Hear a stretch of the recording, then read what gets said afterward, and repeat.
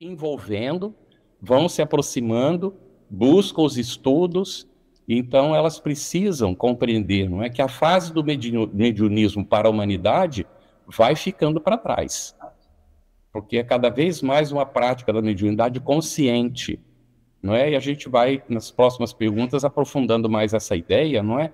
Mas a gente vê com boas perspectivas, nós notamos uma movimentação grande, né? Eu estou nos grupos, nem sempre me manifesto, para não interferir, inclusive, não é? Mas a gente observa que há um dinamismo de participação, de interesse, de fazer junto, de desenvolver as ideias, não é? E de aprofundar os conceitos. E isso é muito bom. Mas temos que estar no equilíbrio, porque mediunidade não é oba-oba. Nós não podemos, não é, levar o assunto com leviandade. Sempre com muita seriedade, sem sisudez, porque não é necessário, não é? Mas com seriedade. Muito bem, obrigado. Muito obrigado, Carlos. Vou passar para a Regina. Obrigada. Carlos, a mediunidade sempre esteve presente na história da humanidade. Passou por Jesus, passou por Kardec, ficou restrita à sala mediúnica durante muitos anos e hoje a gente já percebe uma abertura muito maior em relação ao entendimento e à vivência da mediunidade. De que forma que a gente pode preparar melhor a nós mesmos e aos coordenadores e trabalhadores da área da mediunidade, pensando no futuro? Muito bem, as perguntas excelentes. A gente estava falando da questão da conscientização, né? Nós devemos nos conscientizar do nosso papel. Qual é o nosso papel? Muitas vezes a gente pensa assim, mas eu sou pequenininho demais, eu não sirvo para nada. E aí eu lembro da Cecília Rocha. Ela dizia, não resta dúvida, nós somos pequenos, mas a obra é imensa. E nós estamos convidados a fazer parte dessa obra, a oferecer o nosso grãozinho de areia, a oferecer o nosso pequeno esforço, não é? E que vai se ampliando na medida em que nós também vamos nos integrando, desenvolvendo as nossas potencialidades. Então, a gente, num papel de coordenador, de facilitador de grupos de estudo da mediunidade, participante de atividades mediúnicas, temos uma necessidade de ter coerência entre aquilo que a gente está falando, aquilo que a gente está querendo transmitir para os outros e aquilo que a gente faz. Porque não tem como, em termos de mediunidade, e Jesus colocou que tudo que está oculto viria a ser conhecido, e nós sabemos que isso é evidente, os espíritos estão conosco, a gente sabe disso, tem várias referências que todos os coordenadores conhecem, há uma nuvem de testemunhas nos acompanhando todo o tempo, então nós temos que ter coerência com a nossa própria consciência. É muito difícil isso? Depende. É um desafio, lógico que é um desafio, porque nós, às vezes, levamos o nosso processo evolutivo até então sem saber dessa realidade. E aí a gente, então, agia, como todo mundo fala normalmente, não é? A gente não vai deixar de agir normalmente, mas aí é aquele compromisso. Um dia eu ouvi o Divaldo dizendo isso. Eu não faço nada em privado que eu não possa fazer em público. Por quê? Porque ele sabe que não está sozinho nunca. Em realidade, não existe situação privada. Nós estamos sempre acompanhados. Então, nós temos essa responsabilidade da autoridade moral. Se a gente não faz o que a gente apregoa, mas aí a gente pode resvalar. Nós somos seres humanos, somos falíveis ainda. A questão aqui é preciso ser examinada. Nós, em termos de mediunidade, já sabemos o significado do problema de consciência, de drama de consciência, de culpa. A gente até diz assim, culpa vai ser uma palavra que vai ficar no dicionário de referências do passado, porque nós não vamos usar mais a culpa. Nós não precisamos dela. Não é? Isso aí é coisa do passado. Inclusive, as religiões utilizaram isso para submeter as pessoas. Fica com seu drama de consciência, com culpa, aí precisa fazer penitência, precisa ficar dependente do representante da religião, precisa sustentar a estrutura da religião financeiramente por causa da culpa que tem. Então, o espírita não precisa desse tipo de coisa. E aí é o trabalho da gente cometer o engano, cometi um engano. Admitir que eu cometi um engano. Vou fazer o esforço de renovação. E partir para a luta, não é? E aí mais lá na frente resvala outra vez. Oh, meu Deus, eu já pensei que eu tinha resolvido isso e ainda não resolvi. Então, às vezes, eu até brinco, digo assim, eu vou lá na frente do espelho, olho para mim mesmo e digo assim, ô Carlos Campete, raça de vibra, até quando vos suportarei, não é? Depois de tudo ainda, veja lá, na hora que foi falar, já saiu a agressividade de antes, não é? Então, a gente tem que trabalhar, tem que ir fazendo aquele esforço em tudo, para que a gente conquiste essa condição de autoridade moral na relação com os nossos semelhantes e perante a nossa própria consciência. E é um trabalho ao longo do tempo. Ninguém vira santo de um dia para o outro. E a gente não precisa ser santo, não é, para participar das atividades, inclusive com a mediunidade, mas nós temos que saber as consequências. Quando eu piso na bola e tenho um resvalão, ou eu fiz por mim mesmo e eu estou atraindo os espíritos desequilibrados, ou são eles que já estão me induzindo em função de ligações anteriores. Não é porque ninguém faz nada sozinho. Com quem que nós estamos fazendo as coisas? Aí não podemos nos esquecer, e a gente às vezes recomenda isso para os outros, esquece de fazer com a gente, que nós temos um anjo da guarda para nos acompanhar. Nós somos coordenadores, nós precisamos muito mais do que as outras pessoas, às vezes, que ainda não chegaram nesse nível de responsabilidade na relação com o anjo da guarda da gente. Ele é o nosso mentor espiritual. E ele pode nos ajudar muito, mas ele não pode fazer o que é nosso trabalho, como a gente sabe. Então, a questão que dentro da pergunta que foi colocada, e que eu destacaria numa expressão, é a autoridade moral, que a gente precisa desenvolver pela coerência daquilo que a gente faz em relação àquilo que a gente já sabe que precisa ser feito. Não é o que a gente tem que ensinar para os outros, porque na essência a gente não ensina. Não é? O conhecimento está dentro de cada um. A gente ajuda a despertar esse conhecimento. Então a gente não ensina e nós temos que tirar esse conceito, inclusive, que é um conceito acadêmico, nada de errado com ele, porque na academia se ensina, pode até ser. Mas um dia a academia vai entender que ninguém ensina ninguém. Era o que Sócrates tentava fazer já, antes da vida do Cristo. E era o que Jesus fazia na sua dialógica, na base da pergunta, da resposta, dos exemplos, das parábolas, para que as pessoas no amadurecimento pudessem ir aprendendo. Então, em termos de mediunidade, é fundamental que nós entendamos isso. Cada um tem um processo, nunca a realidade é igual a do outro, e a pessoa precisa dos elementos para ela aprender a caminhar com os próprios pés. E a mediunidade não é algo que acontece, como foi colocado na pergunta, no centro espírita, na quarta-feira, na quinta-feira, seja na sexta-feira, das 8 às 10, das 9 às 10h30, não é? Quando eu estou lá dentro do centro. Raul Teixeira sempre tem essa fala. Se é médium 24 horas. Ou então não é médium. Ah, mas é que acontece que quando eu vou lá para o centro, né? E a gente já viu o coordenador falando isso, e é verdade. Eu vejo, eu percebo mais, eu sinto os espíritos, sai de lá e eu não percebo nada. Porque a gente já entendeu como é que funciona. É um ambiente protegido, a espiritualidade preparou tudo, a gente entra dentro daquele ambiente, a nossa percepção é ampliada pela presença dos benfeitores e a gente capta melhor. Mas não significa que fora não estejam acontecendo as coisas. A gente pode não estar percebendo, mas a gente, como é médio, está recebendo as influências mais acentuadamente que outras pessoas que têm mais dificuldade. Então, é importante que a gente esteja consciente dessa realidade, de que, de fato, a mediunidade é de toda hora, de todo momento. Não significa com isso que a gente vai ter diálogo com os espíritos no meio da rua. Não é? A gente coloca esse exemplo, que é até bobo, você está na rua, vê alguém lá desorientado e vai lá fazer uma doutrinação no espírito aí.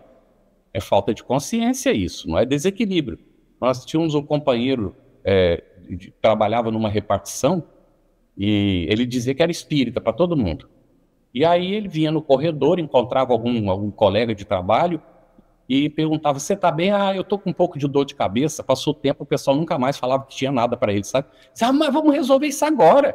Pegava a pessoa pelo braço, levava no bebedouro, pegava um copinho daquele de plástico assim, botava água dentro, dizia, vem aqui para a janela que eu vou botar ali fora, enquanto eu te dou um passe aqui, você vai sair daqui com dor de cabeça, sem dor de cabeça. Então, não é bobo isso, ninguém vai fazer isso, mas é aquela questão, às vezes a gente não vai fazer uma coisa tão evidente, mas a gente está com aquela esperança de que com aquela faculdade alguém vai ver, a gente vai ser destacado, aí não vai ser destacado mesmo pela obsessão, pode ter certeza disso. E a mediunidade, né, tem um requisito fundamental que todo mundo conhece, que é a humildade. Sem a humildade, a gente corre um risco muito sério. Então, a mediunidade vai acontecer no nosso dia a dia, nós vamos perceber os espíritos cada vez mais, André Luiz, inclusive, comenta isso, que ele recebe as informações e transmite para a gente. A humanidade está entrando numa condição evolutiva em que cada vez mais vai perceber o mundo espiritual. Mas o que é que está à nossa volta ainda? Não nos esqueçamos, a crosta planetária está envolta pelo umbral. Não é o umbral dos outros, é o umbral que nós mesmos alimentamos com os nossos sentimentos, pensamentos, vibrações, com aquilo que a gente faz, com a gente fala, com aquilo que a gente propaga, com a gente aceita entrando pelos meios de comunicação, não é, dentro do nosso lar. Com isso a gente vai criando essa psicosfera, não é? E a gente está nessa psicosfera. Então o que é que nós vamos perceber de imediato? Esse tipo de coisa. Aí o que a gente tem que fazer, então? Elevar o tônus vibratório. E envolvendo, vão se aproximando, buscam os estudos, então elas precisam compreender, não é, que a fase do mediunismo para a humanidade vai ficando para trás. Porque é cada vez mais uma prática da mediunidade consciente, não é? E a gente vai, nas próximas perguntas, aprofundando mais essa ideia, não é? Mas a gente vê com boas perspectivas. Nós notamos uma movimentação grande, né? Eu estou nos grupos, nem sempre me manifesto, para não interferir, inclusive, não é? Mas a gente observa que há um dinamismo de participação, de interesse, de fazer junto, de desenvolver as ideias, não é? E de aprofundar os conceitos. E isso é muito bom. Mas temos que estar no equilíbrio, porque mediunidade não é oba-oba. Nós não podemos, não é, levar o assunto com leviandade, sempre com muita seriedade, sem sisudez, porque não é necessário, não é, mas com seriedade. Muito bem, obrigado. Muito obrigado, Carlos. Vou passar para a Regina.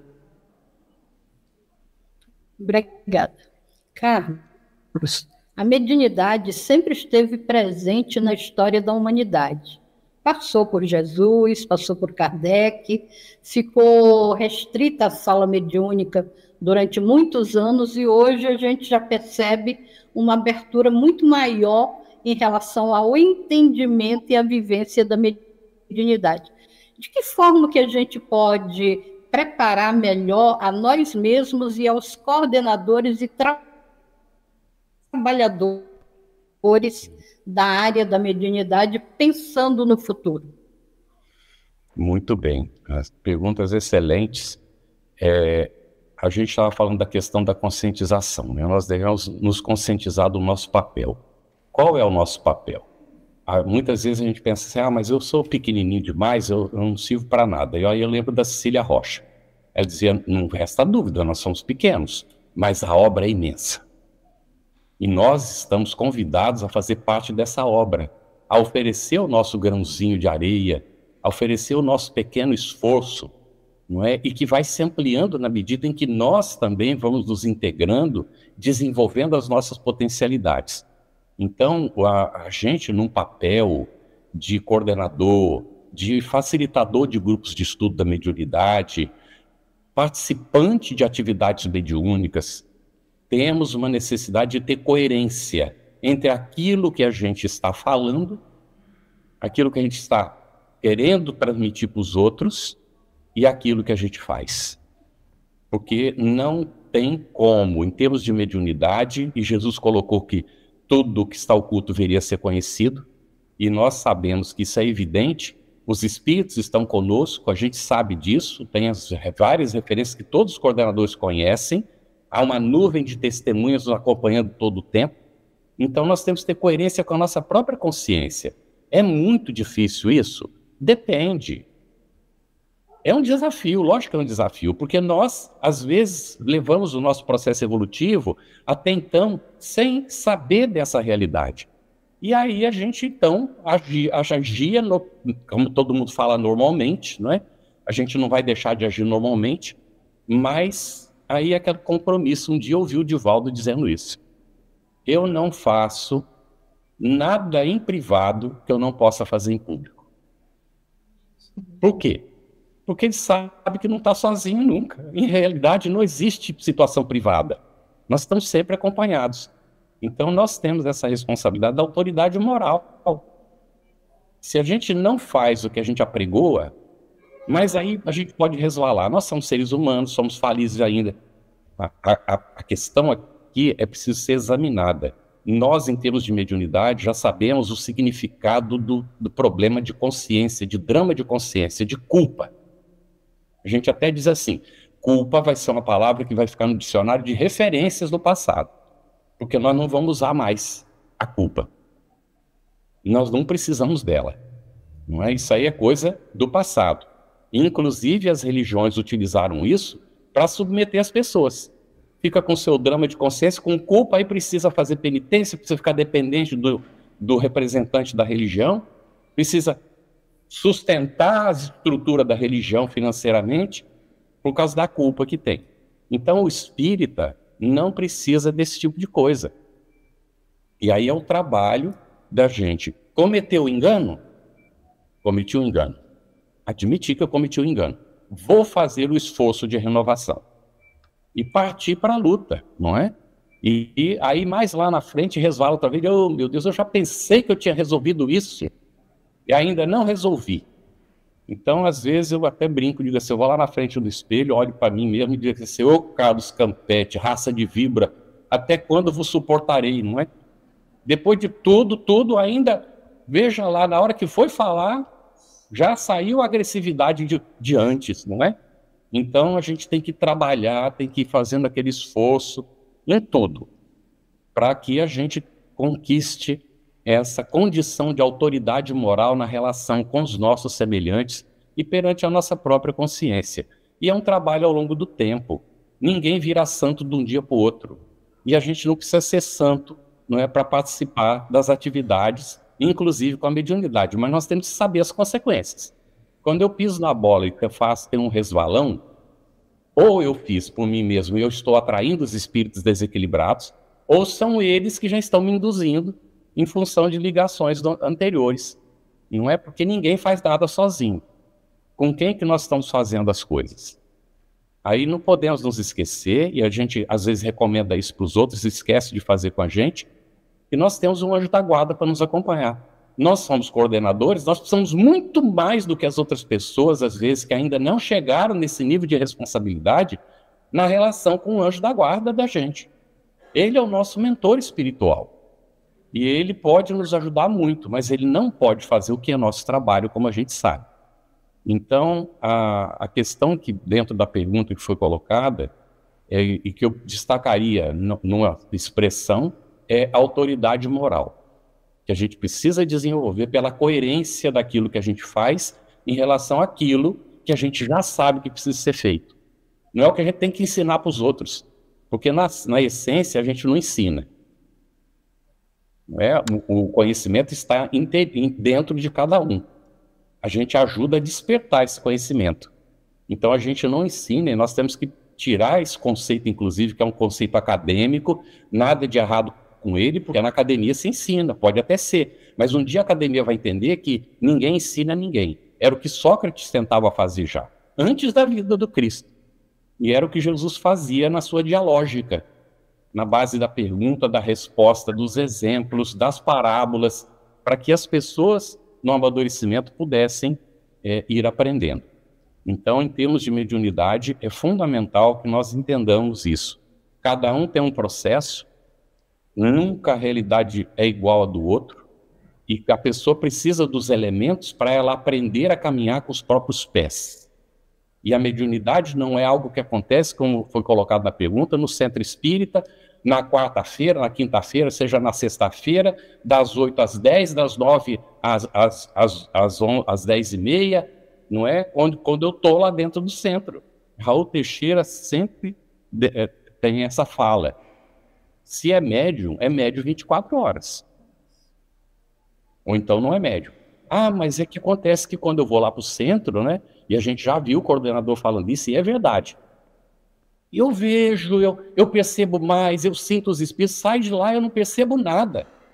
Porque a gente já entendeu como é que funciona. É um ambiente protegido, a espiritualidade preparou tudo, a gente entra dentro daquele ambiente, a nossa percepção é ampliada pela presença dos benfeitores e a gente capta melhor. Mas não significa que fora não estejam acontecendo as coisas. A gente pode não estar percebendo, mas a gente, como é médio, está recebendo as influências mais acentuadamente que outras pessoas que têm mais dificuldade. Então, é importante que a gente esteja consciente dessa realidade, de que, de fato, a mediunidade é de toda hora, de todo momento. Não significa com isso que a gente vai ter diálogo com os espíritos no meio da rua. Não é? A gente coloca esse exemplo, que é até bobo, você está na rua, vê alguém lá desorientado e vai lá fazer uma doutrinação no espírito aí. É falta de consciência isso, não é desequilíbrio. Nós tínhamos um companheiro que trabalhava numa repartição e ele dizia que era espírita para todo mundo. E aí ele vinha no corredor, encontrava algum colega de trabalho e perguntava, você está bem? Ah, eu estou com um pouco de dor de cabeça. Passou o tempo, o pessoal nunca mais falava que tinha nada para ele, sabe? Dizia, mas vamos resolver isso agora. Pegava a pessoa pelo braço, levava no bebedouro, pegava um copinho daquele de plástico assim, botava água dentro, dizia, vem aqui para a janela que eu vou botar ali fora, enquanto eu te dou um passe aqui, você vai sair daqui com dor de cabeça, sem dor de cabeça. Então, não é bobo isso, ninguém vai fazer isso.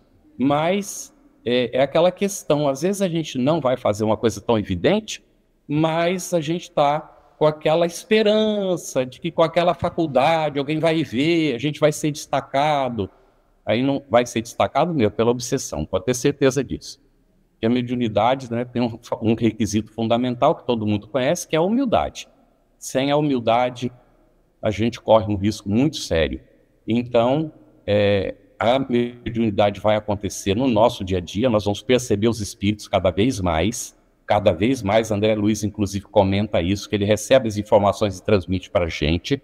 A humanidade está entrando numa condição evolutiva em que cada vez mais vai perceber o mundo espiritual. Mas o que é que está à nossa volta ainda? Não nos esqueçamos, a crosta planetária está envolta pelo umbral.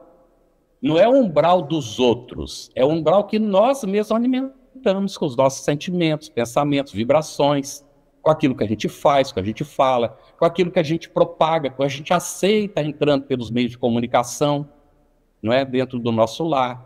Com isso a gente vai criando essa psicosfera, não é? E a gente está nessa psicosfera. Então o que é que nós vamos perceber de imediato? Esse tipo de coisa. Aí o que a gente tem que fazer, então? Elevar o tônus vibratório. Mas, por enquanto, a gente não consegue ficar 100% do tempo com a nossa vibração elevada. A gente se distrai, se descuida, a gente é atraído por alguma coisa, eu já prometi que eu não vou ver mais. Mas aí você está aqui olhando alguma coisa e vem uma propaganda de alguma coisa, oh meu Deus do céu, puf, na hora que você vê, você já entrou no YouTube. Você olha, oh meu Deus, o meu trabalho. O YouTube está lá ocupando o tempo da gente, do trabalho da gente. Descuidou. Hoje em dia está tudo tão fácil e a gente não percebe os minutos preciosos que vão embora, às vezes, com essas situações. E que tipo de espírito está ali acompanhando isso com a gente? Pode ter certeza que o nosso mentor que veio para fazer o trabalho com a gente, ou algum espírito que ele designou, que se ofereceu, a hora que a gente se distrai lá no YouTube, a hora que volta para o trabalho, ele não está mais não, porque ele não tem tempo para ficar perdendo com essas coisas. Estou falando em YouTube, mas é todas as redes, né, que a gente tem aqui, não é? Não. Agora, isso é útil? Lógico que é útil. No momento apropriado, para fazer as nossas investigações. A TV, a pessoa gosta de música, é pecado ver música agora? Não está falando de pecado nem de que é proibido. A questão é da responsabilidade. Então a pessoa tem direito a um momento também de descanso do seu dia, se ela considera isso, não é? Agora a gente está relendo, a gente lê em família todo dia, desde o ano 2002 a gente faz isso, a gente lê em família todo dia, páginas espíritas. Então hoje nós estamos relendo André Luiz e naturalmente Kardec, né? Que a gente também vai no ciclo, termina e volta de novo para o começo. Então a gente está na leitura ali de André Luiz, vendo a situação de Dimas, né? Desencarnação de Dimas, essa situação de obreiros da vida eterna, agora nesse momento na releitura, e a gente vê então essas situações das influências espirituais o tempo inteiro, né, na vida das pessoas. E o nível de conscientização que a gente tem que ter. Então, ele vai colocar a desencarnação de vários tipos de espírito. O Dimas, inclusive, ele vai desencarnar por uma situação antes do tempo. E André Luiz tem um diálogo lá, né, que dá uma lição para ele muito boa, né, no diálogo que ele tem. Então, o que acontece ali? Dimas desencarna-se do tempo pelas privações que ele passou, no desejo de fazer bem ao próximo, mas também porque ele dava muita importância às críticas que recebia, às perseguições das pessoas, e desestabilizou o sistema, não é, nervoso dele, em função disso, e também desencadeou um processo de desencarnação antes do tempo por causa disso. Mas não era por isso que ele não ia receber ajuda, porque ele tinha créditos pelo bem que ele fez. Então, a gente ainda tem limitações, ainda tem dificuldades, nós ainda temos imperfeições. Mas se nós fizermos o bem, não nos faltará o amparo que a gente precisa. Carlos, excelentes reflexões. E enquanto você falava, me surgiu um questionamento assim, também bem atual, em relação aos exotismos que a gente encontra em mediunidade.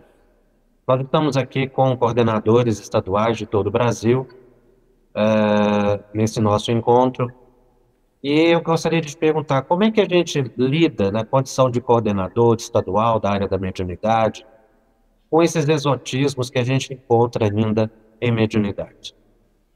Olha, é aquela questão da consciência, né, que a gente vem falando. Precisa estar consciente do nosso papel. Nós somos espíritas. De fato somos espíritas. A gente convida para fazer, inclusive, a reflexão, sabe? Eu sou espírita. Por que eu sou espírita? Aí nós vamos ir lá na origem da definição de Kardec. Como é que ele definiu o verdadeiro espírito? Você reconhece o verdadeiro espírito por sua transformação moral. Eu estou lutando, estou fazendo minha transformação moral, porque não adianta ficar só tentando, tem que estar fazendo de fato, não é? Aquilo que a gente não conquistou, ainda a gente vai continuar lutando, mas tem que haver conquistas, evidentes para a nossa consciência. Não é para os outros verem, não. Então, você reconhece pela sua transformação moral. E aí vem os esforços, pelos esforços que emprega para dominar as suas más inclinações. Então, nós estamos fazendo isso, estamos dentro, não somos perfeitos, somos perfectíveis, estamos a caminho, mas nós estamos dentro desse enquadramento que Kardec colocou. Então, se nós somos espíritas, nós temos essa responsabilidade de não contaminar a mente e as ações dos nossos irmãos com exotismos que não tem nada a ver com o espiritismo. Ah, mas então vai ficar sempre... E a gente acaba cansando disso, ficar sempre no mesmo. Ah, é? Fazer o bem a gente cansa, é? Eu acho que sim. Se a gente tiver uma sintonia ainda com o desequilíbrio, a gente tiver sintonia, não é, com o desejo, né, de ficar satisfazendo o ego, aí a gente vai se cansar de fazer o bem. Agora, o bem, ele gera tanta satisfação que a gente tem vontade de fazer mais, né, normalmente. Conforme a gente vai trabalhando, não conseguimos ainda, de repente, nós não somos perfeitos, como a gente disse, mas a gente vai em caminho. Então, o espírita precisa estar atento a isso, especialmente nós que somos coordenadores, responsáveis, médiuns atuantes. E o médium aqui atuante no trabalho mediúnico, todos vocês sabem, não é apenas o médium ostensivo, é o médium de apoio vibratório, o médium passista, o médium dialogador. Então todos somos médiuns ali, todos temos responsabilidade. E aí a gente tem que tomar muito cuidado com esses modismos. Ah, mas aí você vê, as pessoas vão saindo, o centro vai ficando com tão pouca gente. E aí vamos fazer o quê? A gente vai aceitar um exotismo, alguma coisa que não tem nada a ver com o espiritismo para atrair as pessoas? Então elas não estão vindo por causa do espiritismo. Agora, se as pessoas estão indo, será que nós estamos fazendo o trabalho como deveríamos fazer? Não é hora de recorrer a um organismo de unificação e bater um papo com as pessoas que têm uma experiência um pouco mais ampla para a gente conversar e saber, ah, mas eu estou no órgão de unificação e está acontecendo isso aqui na região. Vamos procurar um outro. Qual é a federativa ao qual eu estou ligado? Vamos trocar ideias, vamos ver caminhos que a gente pode adotar, não é, para que, então, as pessoas que já estão mais maduras encontrem na casa espírita o campo favorável para desenvolver as suas potencialidades e realizar aquilo que ela se comprometeu antes da reencarnação dela. Porque se a gente deixar entrar o exotismo, né, aquilo que não tem nada a ver, a novidade do momento para dentro do movimento espírita, que vai através da casa espírita, então nós estamos prestando um desserviço para o espiritismo. E estamos naturalmente fazendo o jogo das trevas. Tem o Manuel Filomeno de Miranda, só lembrando rapidamente, não é? Estava tentando lembrar o título do livro, que eu nunca lembro, aquela série que ele fala Amanhecer de uma Nova Era, aí ele vai falar a gente, quando leu, inclusive nós estávamos frequentando uma instituição que estava passando por uma situação muito difícil. E quando eu li, eu digo, meu Deus, parece que o Manuel visitou aqui. Visitou, né, o local que eu estou frequentando. Uns 15 dias depois eu encontrei um companheiro, ele falou, você leu o livro? Como é que é o nome do livro, Regina? A Ruth Jacobson? Do Manuel Filomeno de Miranda. Qual deles está lembrando agora? Eu vou dar uma olhadinha aqui, ver se eu acho, e a gente fala antes de terminar. Aí, o companheiro, uns 15 dias depois... planetária, amanhecer de uma nova era, perturbações espirituais. Perturbações espirituais. São os últimos, né? A trilogia é essa. Isso, perturbações espirituais. Aí o companheiro disse assim, rapaz, você leu? Eu falei, li sim. Ele, rapaz, olha, eu acho que o Manuel Filomeno de Miranda visitou o centro que eu estou frequentando. Porque está acontecendo coisas desse tipo lá. E aí a gente percebeu que Manuel Filomeno de Miranda estava nos alertando a respeito de uma problemática que Kardec recebeu alerta por Erasto em 1863. Dezembro de 1863, Kardec coloca uma mensagem de Erasto dizendo que o Espiritismo estava vivendo naquele momento o período da luta. Que tinha começado, né, o sinal desse início foi 9 de outubro de 61, com o Auto de Fé de Barcelona. E aí já estava em 63, e Erasto disse que aquela luta externa, os que atacavam o Espiritismo estavam percebendo que estavam divulgando o Espiritismo. Porque quando Kardec pergunta aos Espíritos, como é que nós vamos chegar, o Espiritismo vai chegar no interior? Nós não temos meio de divulgação, não temos recursos para isso. E os Espíritos disseram, espera que os padres farão esse papel. Os padres vão ajudar nisso. E os padres faziam os sermões furibundos contra o Espiritismo, onde ninguém nem sabia o que era Espiritismo, e o pessoal ia para as livrarias buscando os livros. E aí começou a divulgar o Espiritismo no interior, não é?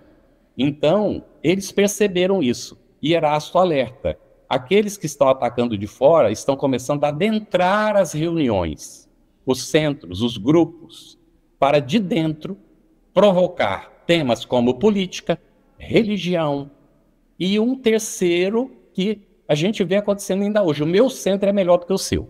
Ô Jacobson, Regina e Ruth, vocês têm dúvida que o meu centro é melhor do que o de vocês? Sabe? É mais ou menos, né, essa situação, quando Kardec vai recomendar que um centro, comunicando-se com o outro, vão formando, né, aquela família espiritual, e a gente tem que estar muito atento, porque às vezes a gente faz o jogo do inimigo, e às vezes tem pessoas bem intencionadas, até reencarnaram com o compromisso de ajudar, mas entra no centro e vai receber as influências desses inimigos desencarnados que fazem esse papel, não é, de provocar a cisão de dentro do movimento espírita. E muito cuidado com essa história de eleição. Não é, o espiritismo não é político. A política do espiritismo é a política divina, é a política do amor de uns pelos outros. Isso é política também. Alguém me disse um dia, mas não tem homem apolítico. Eu falei, nem mulher. Não é? Não existe realmente. Mas nós temos um compromisso com o nosso Criador. Então a nossa política é a política divina. É a política da fraternidade e do amor. E para isso não precisa formar partido, porque já se é partido, já não luta por todos juntos. Então já tem alguma coisa errada aí. Não é? Então, um dia perguntaram no encontro de jovens quando é que surgiu o partido político. Aí, na época eu não lembrei de falar, mas eu disse assim, né? Eu vou dar uma resposta curta e direta, depois eu explico. Nunca. Porque o dia que surgiu o partido político, ele está sendo criado por quem não é espírita. Porque se entender o espiritismo, não cria partido. Então, a gente vai ver que o partido político foi anunciado na época de Kardec. Está na Revista Espírita, 1868. Foi responsável pela Câmara dos Deputados, lá na época do Império ainda, que disse que havia um partido político. E Kardec, nós descobrimos que tem um partido político que a gente ainda não sabe. Não é? E, na verdade, nunca houve partido político espírita e que era Deus que nunca surja. Não é? Porque senão vai ser só de nome. Mas existem essas coisas, os modismos, não é? A questão do desentendimento da proposta ou da falta de conscientização que nos leva achando que a gente está fazendo mal bem, muitas vezes com boas intenções. Mas falta conhecimento, falta amadurecimento e às vezes sobra orgulho, porque quando recebe a informação se rebela, não aceita, porque o outro está errado. Quem está certo sou eu, então vou criar o partido político e pronto. Muito bom. Vou devolver para a Ruth para a sua pergunta. Carlos, dentro disso que você trouxe agora, você não acha que falta muito estudo da doutrina e que falta evangelho no coração para que haja modificação íntima da criatura para trabalhar e servir melhor? Concorda? Concordo plenamente, Ruth. Excelente você ter colocado o tema. Gente, a gente comentou ainda há pouco que nós fazemos um estudo diário do Espiritismo em casa. Quem vê as palestras já deve ter ouvido eu falar sobre isso, não é? Então não vou repetir o processo como foi, mas foi por ação espiritual, não é? A casa ela não foi invadida quando a gente estava lá, ela estava invadida quando a gente chegou. E os espíritos estavam numa guerra, porque eles não queriam que a gente ficasse. Então, um familiar sugeriu a leitura diária, que logicamente eu não aceitei, minha filha na época também não, e nós éramos 3, né, 4 com o filho autista, mas ele não votava, a gente decidia para evitar briga, tudo na base da votação ali, naquele período que a filha adolescente, rebelde, né, aquela coisa toda. Então, eu e a filha não quisemos, a minha mulher sugeriu, insistiu 3 meses a Vera, e acabou parando, né? 6 meses depois, a casa estava com a porta abrindo sozinha, a garagem abrindo sozinha, barulhos dentro de casa. A pessoa que trabalhava com a gente foi embora dizendo que a gente era bruxo e aquela coisa toda, né? Aí eu reclamei com os espíritos e o avôzinho da Vera se apresentou e disse: nós estamos fazendo nossa parte, mas vocês não estão fazendo a vossa. Eu falei: caramba, poxa, eu trabalho no movimento espírita, a gente tem o evangelho do lado desde antes de casar, como é que a gente não está fazendo a nossa parte? Ele disse: você não precisa falar não, que eu sei o que você está pensando. Não. Cadê a leitura diária que eu recomendei para a Vera? Faz 6 meses e vocês esqueceram do assunto. Porque ela falou 3 meses, parou de falar, já tinha passado mais 3. Aí a filha foi voto vencido, não queria ler de jeito nenhum, mas uns 3 meses depois de começar a ler, ela também começou a ler junto. E hoje, graças a Deus, né, ela tem um conhecimento espírita graças a essas leituras, que a gente morou em 8 países diferentes, lugares onde às vezes não tinha espiritismo, né? Centro espírita, nem nada disso. Então, a leitura em família. Mas a gente já faz o evangelho do lar, não basta? O evangelho no lar é excelente e tem que ser mantido. E a gente ontem foi domingo, ontem foi domingo ou foi antes de ontem domingo? Foi antes de ontem. Antes de ontem, domingo, nós fizemos o nosso evangelho no lar. Então, naquele dia a gente faz o evangelho. Nos outros dias a gente faz a leitura diária. E naquele dia também a gente fez a leitura diária, porque as duas coisas se complementam, uma não substitui a outra. Então, um horário da família, que a gente, né, antigamente a família sentava para comer junto. Esses dias eu li uma análise feita por um sociólogo, ele dizendo que um grave problema da família americana é que perdeu o referencial de fazer a comida e comer juntos, e que isso desagregou a família americana. Eu digo, isso vale para o mundo todo. Então, a família não é o fato da comida em si, mas é de estar junto fazendo a comida, de estar junto comendo a comida. A gente começou terceirizando e depois a gente compra fora, tudo vem pronto. E as crianças não sabem nem que tem que esperar o bolo esfriar. Então, o meu genro, outro dia, me mandou um vídeo, né, ele abriu o vídeo na hora que ele estava fazendo o bolo com a netinha mais velha. E o maior incentivo, faça sempre. Aí depois ele disse assim, ela estava ansiosa porque tinha que esperar o bolo esfriar. Eu falei, mas o processo é esse mesmo, isso é ótimo, não é? Então, é muito importante a gente ver isso. E aí, é o alimento do corpo que a gente está falando, mas é a convivência. E o alimento da alma? Que hora que a gente alimenta a alma da família, não é? E é possível? Sim, é possível. Nós fazemos há anos isso, desde o ano 2002 que a gente está fazendo, então eu digo que é possível. A gente não pode recomendar o que a gente não faz. Então, leitura do espiritismo na família. Mas a minha família não é toda espírita, não tem problema, faz sozinho, porque a gente tem que fazer uma leitura individual também. Na família a gente está fazendo. Agora minha mulher, como ela está se aproximando de aposentar, ela quer participar das minhas leituras individuais também. Então eu estou terminando a série Joana de Anjos, estou no último volume, no último capítulo, não é? A partir de um certo momento ela quis que lesse junto também. Então, às vezes, é como ela ainda está trabalhando, e eu leio em outro momento, né? Então, quando ela está junto, eu leio junto com ela. Depois que ela se aposentar, essa leitura individual vai virar leitura também, junto com ela. Mas é importante você ter uma leitura individual. Se a família não participa, faça a sua leitura individual. E avisa que você está disponível para quando quiserem participar do Evangelho no Lar ou participar da leitura. O que vai convencê-los? O fato de você falar ou brigar com eles? Não. É o seu comportamento que vai mudando ao longo do tempo. É o exercício da mediunidade para o auxílio da família, na conquista do nosso equilíbrio, da nossa melhoria, do nosso aperfeiçoamento. E não temos que nos preocupar, porque nós não respondemos pelo que fazem os outros. Mas nós temos responsabilidade pelos filhos. Tente dar o melhor. Mas se o familiar não concorda, o cônjuge não concorda, a gente tem que ter respeito. Mas a família precisa de Deus. Mas lá no Antigo Testamento diz assim, que quando, através de ti, Deus adentra o teu lar, toda a tua família é beneficiada. Então, não nos desanimemos e sigamos. Façamos nossa leitura individual, se é possível, além da individual, uma leitura em família, o nosso Evangelho no Lar, e ver o terceiro aspecto do estudo, que é no Centro Espírita. Um companheiro um dia, falando para a área de estudo do Espiritismo do SEI, disse que tinha que acabar com esse negócio de estudo do Espiritismo no Centro Espírita. Porque isso gera dependência das pessoas em relação ao Centro Espírita. Aí ele terminou de falar, falou 1 hora, né? E quando ele terminou, eu pedi a palavra, né? Era uma reunião de trabalhadores. Aí eu disse assim, olha, a proposta é muito interessante. E a proposta de liberar as pessoas da dependência é muito interessante. Agora, Jesus está tentando isso há 2000 anos. E as pessoas não aprenderam a ler o Evangelho até hoje. É preciso que veio o Consolador prometido justamente para aprender, e nós temos que fazer junto com as pessoas para elas aprenderem, senão elas não vão aprender. Então, provavelmente, esse projeto daqui a 2000 anos vai se concretizar, que ninguém mais vai precisar dos outros para poder ler. Vai ler sozinho.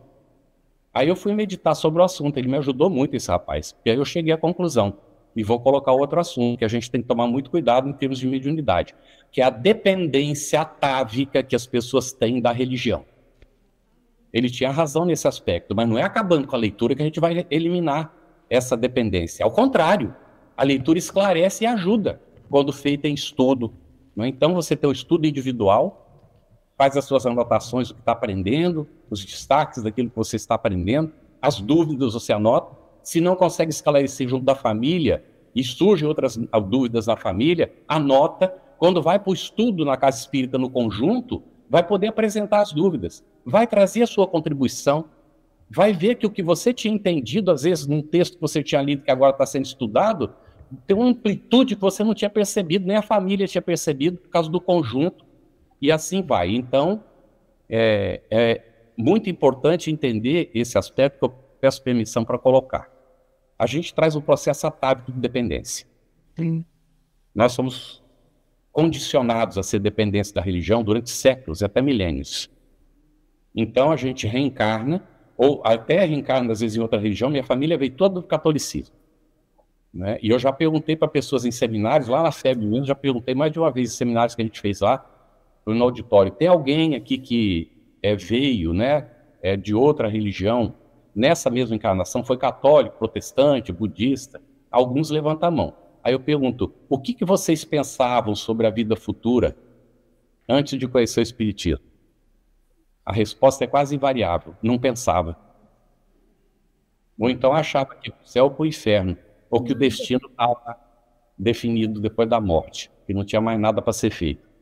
Então é mais ou menos essa visão. O Espiritismo esclarece profundamente para a gente tudo isso.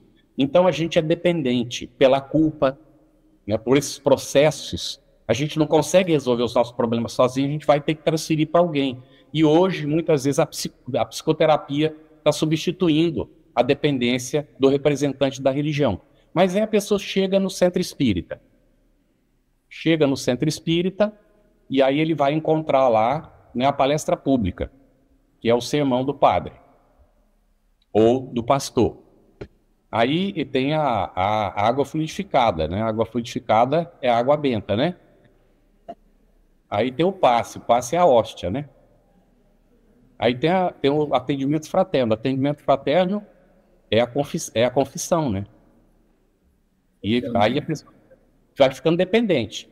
Aí fica dependendo do palestrante principal da casa, ou do médium principal que dá, né, consulta às vezes, esse tipo de coisa. E então fica na dependência. Só transferiu, saiu de uma religião e entrou na outra religião, mas não entendeu a proposta. O Espiritismo não é esse tipo de religião. Mas as pessoas que estamos lá responsáveis, não estamos ajudando a pessoa a entender. Então ela fica dependente da gente. E a responsabilidade é imensa. A gente tem que tomar muito cuidado com isso. Então, como é que vai evitar isso? Está tudo certo que está sendo feito no centro espírita. Precisa do passe, precisa da palestra, precisa da água fluidificada, precisa do atendimento fraterno, precisa de tudo isso. Precisa da reunião mediúnica, precisa de todas essas coisas.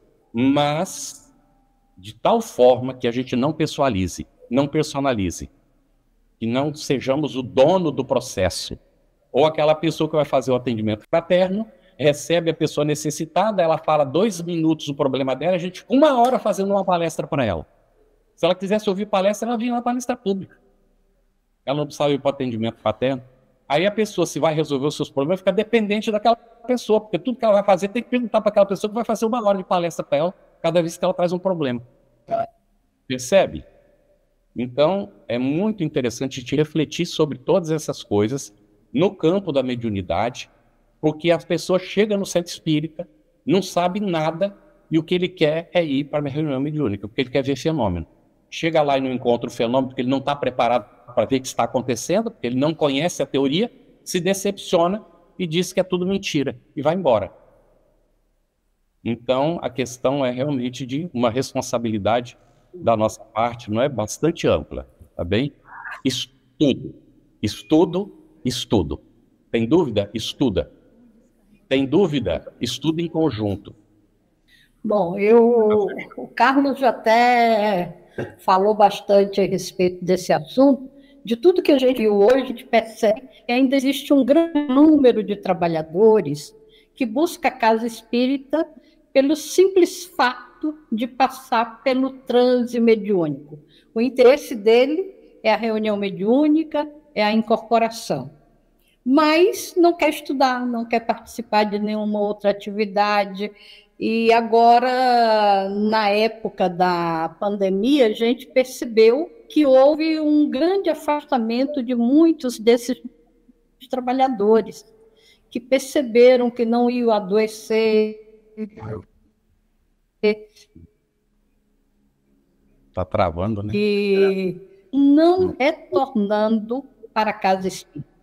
Como é que a gente pode trabalhar para reestruturar o trabalho das casas espíritas, conscientizando as pessoas da importância do estudo, você já falou, principalmente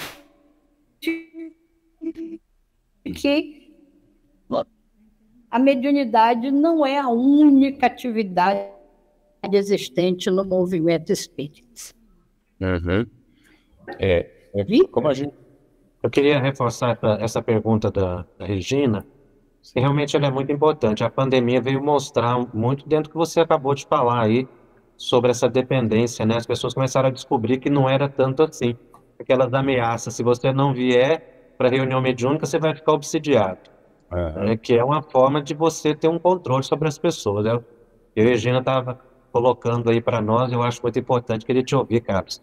Nós queremos te ouvir Uhum. sobre essa colocação. Isso é muito, muito interessante, né? As perguntas, a gente pensou em alguns pontos que a gente precisava tocar, que eram importantes, não é? E as perguntas acabam trazendo esses pontos para a gente examinar. É, é importantíssimo, não é, que a gente tenha essa consciência de que o exercício da mediunidade não acontece só dentro do centro, não é? Então a gente às vezes não se dá conta. A gente aprende radiação mental quando a gente está fazendo a formação, né, para a prática mediúnica, e a gente exercita a radiação mental no dia do trabalho mediúnico. E se esquece que a gente pode fazer isso dentro da nossa casa. E que, num período de pandemia, por exemplo, alguns médicos estavam sofrendo muito. Como é que eles se aliviavam? Indo ao centro espírita.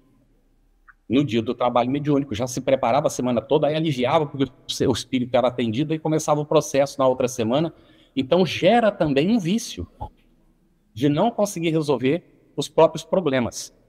Eu me lembro que a primeira vez que eu fui frequentar a FEB, né, ali, no trabalho mediúnico, teve um período que a gente mudou a sala, inclusive, que foi para um outro local, e o seu Moutinho, quem estava dirigindo, e eu estava desenvolvendo ali naquele momento ainda, não tinha nem ido para a mesa mediúnica, estava aprendendo, né, o processo. E eu estava sentado, então, e a reunião acontecendo.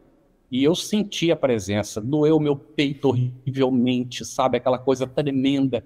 E eu naquela oração e tal. E quando terminou, o seu Moutinho disse para mim: você percebeu algum espírito? Eu falei: sim, seu Moutinho. Como é que foi? Aí eu descrevi para ele. Aí ele disse para mim: muito interessante. Eu percebi e eu poderia ter ido atender o espírito. Mas você sabe que você está em treinamento. Você está em formação. Então, se eu fosse atender, você poderia ficar viciado no meu atendimento.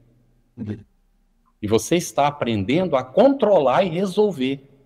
E aí ele explicou o que tinha acontecido. Era um espírito que tinha desencarnado por um problema pulmonar e ele não precisava de diálogo. Ele precisava de receber os fluidos do médium para se recompor. E aconteceu o atendimento. Lógico que eu não sabia o que estava acontecendo, não tinha conhecimento na época, não é? E o espírito foi atendido, sem diálogo, porque eu não precisava do diálogo naquela circunstância. Mas por que os espíritos colocaram ele ali? Para que eu aprendesse a controlar e resolver, porque eu fiquei orando até passar tudo, não é, sem alarde nenhum, não fiz careta, não fiz nenhum movimento. Ele percebeu porque, como ele estava na responsabilidade da direção da reunião, está atento a tudo que está acontecendo, não é? E ele, então, notou que tinha acontecido aquilo. Então, ali é a questão da gente aprender, de fato, a dominar. A gente está, então, durante a pandemia, o que a gente pode exercitar? Ou está em casa, não tem trabalho mediúnico, não está frequentando e percebe o espírito. Pega o Evangelho, segundo o Espiritismo, faz uma leitura. Não tenho tempo agora que eu estou agoniado com tudo que eu estou fazendo, faz uma prece, enquanto vai fazendo as outras coisas. Não é? E no momento que seja adequado, então vai para o Evangelho segundo o Espiritismo, faz uma leitura. Ah, mas o próprio médium pode resolver? Mas no tempo de Kardec não resolvia? E estava começando ainda, faziam reuniões familiares.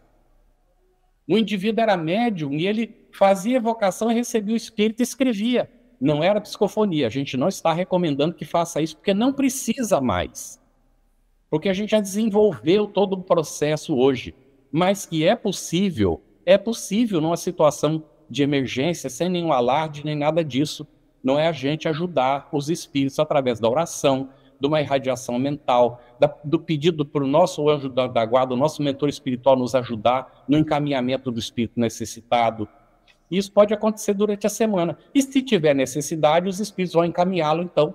E às vezes eles estão colocando ele junto de nós já antes, na preparação do que vai ser o trabalho mediúnico no dia que a gente for no centro espírita, que a gente sabe que isso pode, né, acontecer.